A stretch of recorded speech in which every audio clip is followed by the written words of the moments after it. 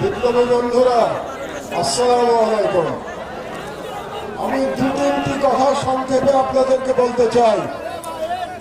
প্রথম কথা হচ্ছে, যে কোনো আন্তর্জাতিক আইনে ভারত বাংলাদেশের বিরুদ্ধে ইতিমধ্যে যুদ্ধ ঘোষণা করেছে। কারণ হচ্ছে, আন্তর্জাতিক আইনে বলে আপনি যখন আপনার দেশে সন্ত্রাসীদের আশ্রয় দিয়ে তাদের মাধ্যমে অন্য কোন দেশের অভ্যন্তরে বিশৃঙ্খলা এবং সন্ত্রাসী কর্মকাণ্ড করবেন, তার অর্থ হচ্ছে আপনি সেই দেশের বিরুদ্ধে যুদ্ধ ঘোষণা করেছেন। কাজেই আমি সরকারের প্রতি আহ্বান জানাচ্ছি, আপনারা অনতিবিলম্বে জাতিসংঘে ভারতের বিরুদ্ধে নালিশ উত্থাপন করুন যে ভারত বাংলাদেশের বিরুদ্ধে অঘোষিত যুদ্ধ ঘোষণা করেছে, এবং এর বিরুদ্ধে জাতিসংঘের সাধারণ পরিষদ এবং সিকিউরিটি কাউন্সিলে আমাদের অনতিবিলম্বে যেতে হবে। 2 নম্বর, রাজনৈতিক দলগুলোর উদ্দেশ্যে আমি বলতে চাই, অনেক রাজনৈতিক নেতা বলে থাকেন যে ভারতের সাথে বন্ধুত্ব করা ছাড়া নাকি ক্ষমতায় যাওয়া যায় না, কিংবা ক্ষমতায় গেলেও টিকে থাকা যায় না। ভারতের সাথে বন্ধুত্ব করে যদি ক্ষমতায় টিকে থাকা যেত, তাহলে শেখ হাসিনাকে পালিয়ে ভারতে আশ্রয় নিতে হতো না।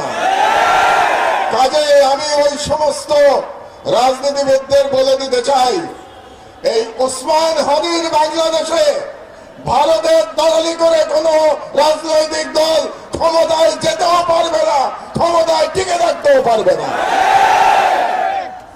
3 নম্বর, আমি ভারত সরকারের প্রতি আহ্বান জানাচ্ছি, আগামী 25শে ডিসেম্বরের মধ্যে আপনারা খুনি মৃত্যুদণ্ডপ্রাপ্ত শেখ হাসিনা এবং আসাদুজ্জামান খান কামাল এবং হাদির হত্যাকারী, হাদির উপরে আততায়ী যারা ছিল, তারা যদি ভারতে আশ্রয় নিয়ে থাকে, তাদেরকে 25শে ডিসেম্বরের মধ্যে আপনারা হস্তান্তর করুন, প্রত্যর্পণ করুন।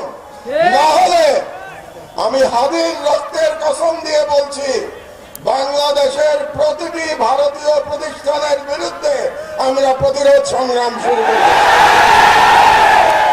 আমি সরকারের প্রতি আহ্বান জানাচ্ছি, 25 তারিখের মধ্যে যদি এই খুনিদের পাঠিয়ে দেওয়া না হয় বাংলাদেশে, তাহলে বাংলাদেশে কর্মরত প্রতিটি ভারতীয়ের ওয়ার্ক পারমিট বাতিল করতে হবে।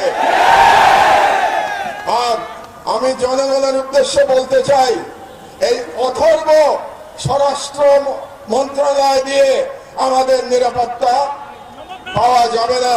কাজেই তাদের আশা আমাদের ছেড়ে দিতে হবে। কাজেই জনগণের প্রতি আমি আহ্বান জানাচ্ছি, প্রতিটি ওয়ার্ডে আপনারা আইন শৃঙ্খলা কমিটি গঠন করুন। সমস্ত রাজনৈতিক দল মিলে একসাথে কমিটি গঠন করুন। তাদের দায়িত্ব হবে ফ্যাসিবাদী এবং ফাঁসিবাদী দোষরদের চিহ্নিত করে তাদেরকে আইনের হাতে সোপর্দ করা। এই দায়িত্ব জনগণকেই নিতে হবে। এই কটি কথাই আমি আজকে বলতে চাই।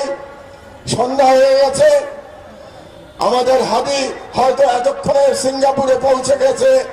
আমি মহান আল্লাহ তাআলার কাছে করজোড়ে মিনতি জানাচ্ছি, ফরিয়াদ করছি, আমাদের হাদিকে আল্লাহ আমাদের মাঝে আপনার ফিরিয়ে দিন এবং হাদির সুস্থতা কামনা করে আমার বক্তব্য শেষ করছি। তবে আরেকটি কাজ বাকি আছে। ইনকিলাব মঞ্চের তরফ থেকে আমরা এখন একটি শপথ বাক্য পাঠ করব। আপনাদেরকে আমি বিনীত অনুরোধ জানাচ্ছি যে আপনারা হাত উঁচু করে এই শপথের সাথে একাত্মতা প্রকাশ করবেন। শপথনামা। বিসমিল্লাহির রহমানির রহিম। আমরা আজ এই সর্বদলীয় প্রতিরোধ সমাবেশ থেকে মহান সৃষ্টিকর্তার নামে শপথ করছি যে জুলাইয়ের গণ আকাঙ্ক্ষার পক্ষে বাংলাদেশের স্বাধীনতা সার্বভৌমত্বের প্রশ্নে আমরা সকল দলমত নির্বিশেষে ঐক্যবদ্ধ থাকব। গণতন্ত্র, মানুষের অধিকার ও জাতীয় স্বার্থের বিরুদ্ধে যে কোনো দমনমূলক ফ্যাসিবাদী ও পরাধীনতামূলক রাজনীতির বিরুদ্ধে প্রতিরোধ করে তুলব